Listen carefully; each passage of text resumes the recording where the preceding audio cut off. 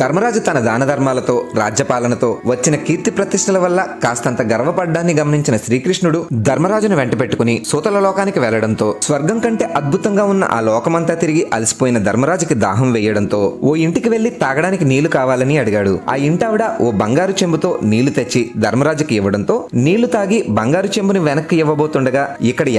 ఎవరికైనా ఏదైనా ఇస్తే తిరిగి తీసుకోరనడంతో ధర్మరాజు ఆశ్చర్యపోయాడు. చాలా నిరాడంబరంగా అటువైపుగా వచ్చిన బలిచక్రవర్తి శ్రీకృష్ణుని చూసి నమస్కరించడంతో శ్రీకృష్ణుడు ధర్మరాజును బలిచక్రవర్తికి పరిచయం చేసి ధర్మరాజు తన రాజ్యంలో నిత్యం వేల మందికి దాన ధర్మాలు చేస్తుంటాడని అనడంతో బలిచక్రవర్తి తన రెండు చెవులు మూసుకుని ధర్మరాజు తన రాజ్యంలోని అంతమంది ప్రజలకు ఉపాధి లేకుండా చేసి ఉచితంగా ఇచ్చే వాటి మీద ఆధారపడేలా చేసిన ఇతడేం రాజాని అనడంతో తాను ప్రజలకు ఉచితంగా ఇచ్చే వాటితో ఆ రోజు మాత్రమే బాగుంటుంది అని, మంచి ఉపాధి కల్పిస్తే వారికి జీవితాంతం ఏ లోటు ఉండదని గ్రహించిన ధర్మరాజు తన రాజ్యంలో దాన ధర్మాలను తగ్గించి ఉపాధిని పెంచడం మొదలుపెట్టాడు.